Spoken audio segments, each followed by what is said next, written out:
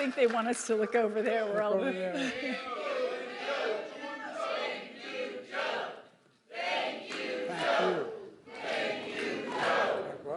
Yes, but let's take this off. Thank you, Mr. President. Thank you very much. Thank you.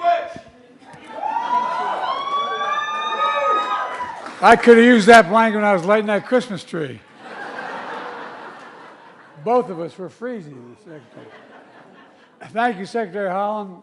This is Secretary Newland. Thank you, thank you, thank you. You know, it's the honor of my life to be a partner of the tribes throughout my presidency. I'm going to cherish this moment. You know, I was raised by a guy politically when I got here as a 29-year-old kid as a senator. I was raised by a guy named Danny Inouye. And I once used the phrase, tribes said, no, Joe, nations, nations.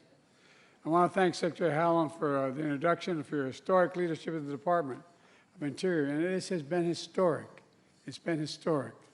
I've worked with a lot of cabinet secretaries. I've appointed a bunch over my 59, 500-year career. But I tell you what, I've never met with a cabinet secretary more devoted to their obligation, the job she's taken on. I really mean it. And thanks to all the tribal leaders who traveled across the country representing their tribal nations. Folks, I came to office and I relaunched the White House Tribal Nations Summit to bring us all together again. Talk about the needs of your communities, to set goals, to listen, because I recognize that respect is the core of nation-to-nation relationships. We have a lot to be proud of, I think. We've gotten a lot done. From day one, my administration, we've worked to include indigenous voices in everything we do.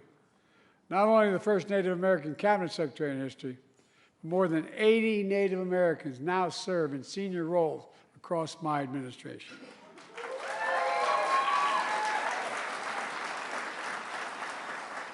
I mean this sincerely. With their help, we've shaped our approach to Indian country with respect and matched our words with action.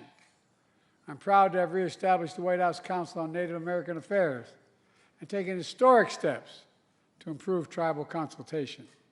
For example, you shared with me that too many federal programs treat tribes like they're subsidiaries of the government, like cities or counties, rather than tribal nations. Nations, not subsidiaries. That's who you are, you're nations. So, at last year's summit, I signed a groundbreaking executive order to recognize that you should be treated as tribal nations with respect to your decision-making power. That executive order requires federal agencies to streamline grant applications, to co-manage federal programs, to eliminate heavy-handed reporting requirements. Trying to do that across the board, by the way. We're also investing in a historic $45 billion directly into Indian country. More is needed, but it's more than ever happened before. This includes helping tribal communities get through the pandemic with vaccines in arms and checks in pockets. We're helping tribes build new roads, bridges, deliver affordable, high-speed internet, and clean water across tribal communities. As a nation, we're making the biggest investment ever in fighting climate change, anywhere in the history of the world, which helps tribal communities to lead in transition to clean energy and ease the impact of droughts and wildfires and rising sea levels that threaten native lives and precious homelands. I secured the first ever advanced funding for the Indian Health Service.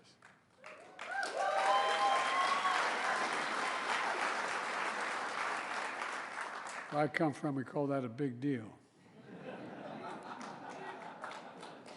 Indian Health Service, the tribal hospitals can plan ahead, order supplies, hire doctors, knowing the money will be there, not having to wonder.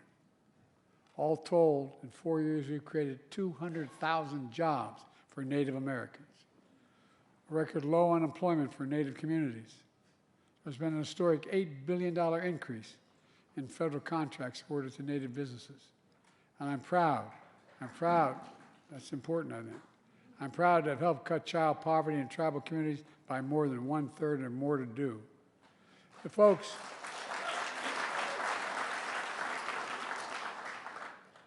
the same time, we're also doing what we should have done a long time ago, preserving ancestral tribal homelands.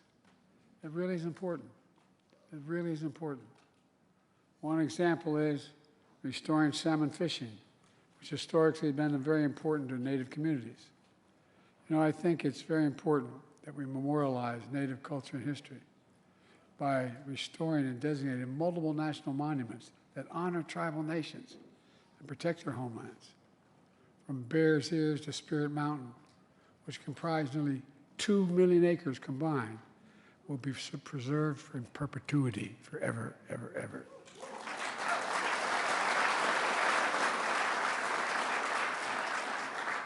I remember a young woman came up to me, a young girl comes to me and said, I bent down, she said, "Can I talk to you?" I said, "Sure." She said, "Can you take care of Bears Ears?" I said, "I beg your pardon?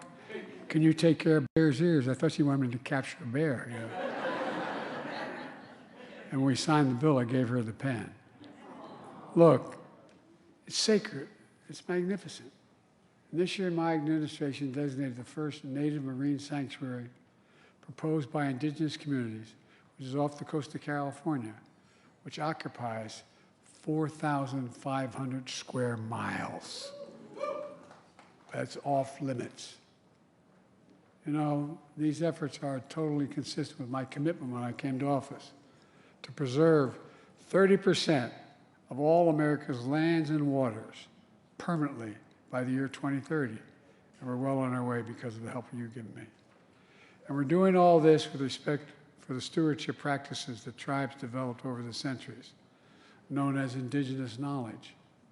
I believe tribes should have a say in how these sacred lands are managed.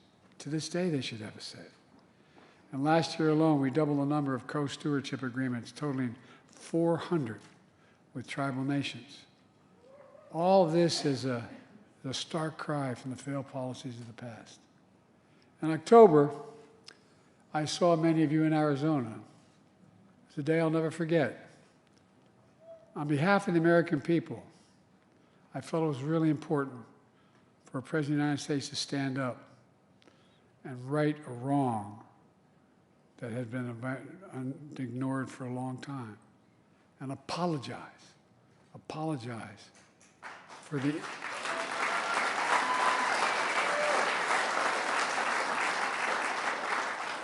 We're not about erasing history, we're about recognizing history, the good, bad, and the ugly.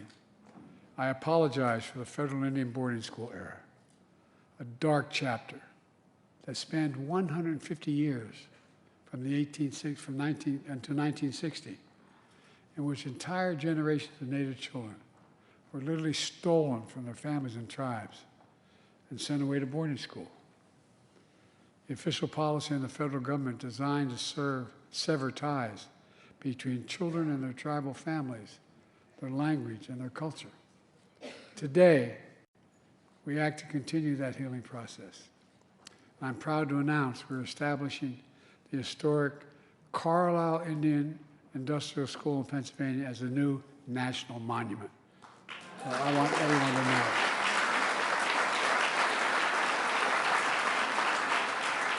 I don't want people forgetting 10, 20, 30, 50 years from now, pretend it didn't happen. The Carlisle Indian School was the first off-reservation federal Indian boarding school for Native children that were taken to, the first one.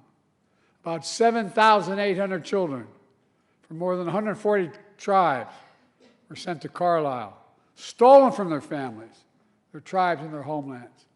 It was wrong.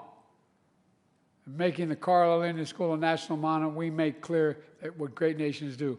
We don't erase history, we acknowledge it, we learn from it, and we remember so we never repeat it again.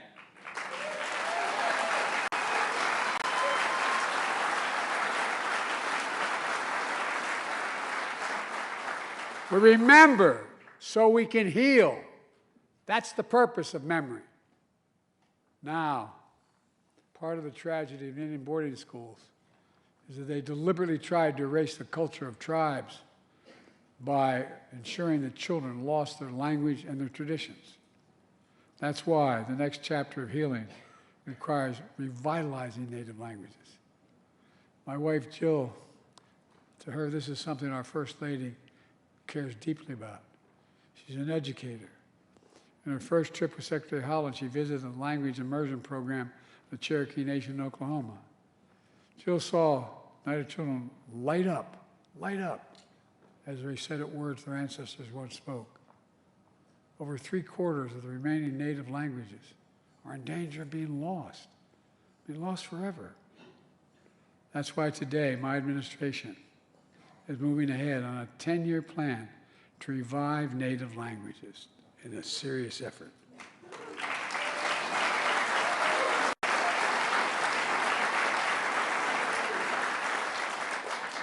It's a vision that works with tribes and support teachers, schools, communities, organizations in order to save native language from disappearing. This matters.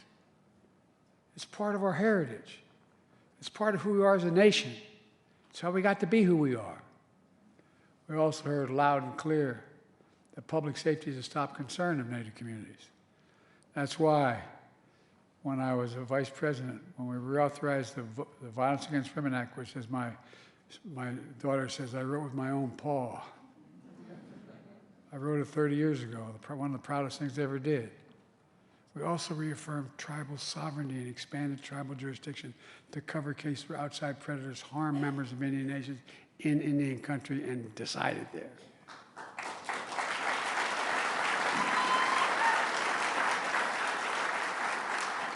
I also signed an executive order to improve public safety and criminal justice to address the crisis of missing or murdered indigenous people. These efforts, and all of our efforts, are a matter of restoring dignity that was taken away from tribal nations. Dignity.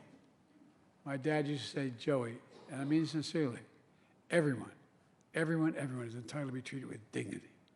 A word most often used in my family by my dad. Dignity. That's the foundation of our nation-to-nation partnership. Let me close with this. This is my final White House Tribal Nation Summit as your president. It's been an overwhelming honor, and I mean it sincerely, an honor of a lifetime to usher in a new era of tribal sovereignty and self-determination. A new era grounded in dignity and respect that I've seen and experienced in many ways. In October, I had the honor to bestow one of our nation's highest medals, the National Medal of Humanities, on Joy Harjo, the first Native American to serve this nation as Poet Laureate. She once wrote, and I quote, "You are a story fed by generations. You carry songs of grief, triumph, and loss. Feel their power as they ascend with you, as you walk, run swiftly, even fly into infinite possibilities." End of quote. To all the tribal nations, I say thank you, and I mean it sincerely. Thank you for your partnership. Thank you for your trust in me. But most of all, thank you for your friendship. And always believing, as I do, that the possibilities of our nation are limitless.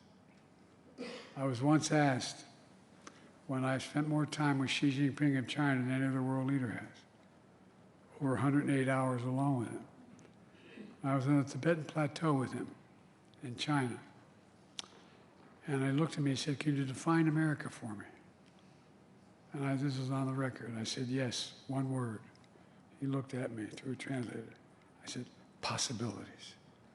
In America, we believe anything is possible if we do it together.